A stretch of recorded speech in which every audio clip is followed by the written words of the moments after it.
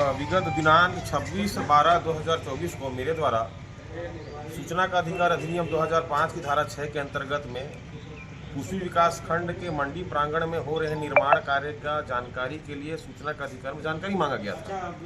इसके बाद कल विगत दिनांक 3/1/2025 को ठेकेदार काशीनाथ जी के द्वारा मुझे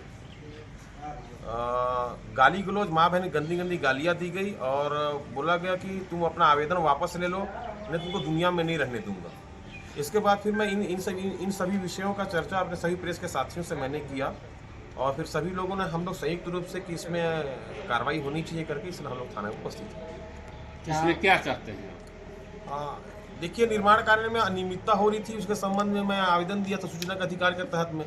विभाग से मैंने जानकारी मांगने के लिए मैंने आवेदन लगाया था और जैसा अगर मेरे साथ इस प्रकार का अमानवीय व्यवहार भद्दी भद्दी गालियाँ जिस तरह से मुझे दी गई हैं, हम लोग समाज के हम लोग लोकतंत्र के चौथे आधार स्तंभ हैं, अगर हम लोग के साथ इस प्रकार का कृत्य अगर किया जाएगा, बार बार हम प्रेस वाले ही हमेशा ठेकेदारों के निशाने पे आ रहे हैं, ऐसा किया जाएगा तो ये कतिपय मेरे हिसाब से तो बिल्कुल गलत है। मैं इसकी पूर्ण भर्त्सना करता हूँ, कार्रवाई में चाहता हूँ इसके ऊपर। फोन के माध्यम से आपको गाली गलौज किया गया या किस प्रकार से किया? फ़ोन के माध्यम से रात्रि 9:30 में फ़ोन के माध्यम से मेरे मोबाइल में फ़ोन आया। एक बार फ़ोन आया तो मैं नहीं उठाया, फिर एक बार फिर फ़ोन आया तो मैं उठा के फिर काट दिया। फिर तीसरे बार जब फ़ोन आया तो मैं फ़ोन रिसीव करके फिर बात किया तो सामने वाला बंदा बोला कि मैं काशीनाथ बोल रहा हूँ, तुम सूचना का अधिकार में जानकारी क्यों लगा मंडी ठेकेदार का मंडी का, मैं खुद कहाँ काम कर रहा हूँ तुमको नहीं पता, और तरह तरह गाली गलौज उसने मुझे करने लगा।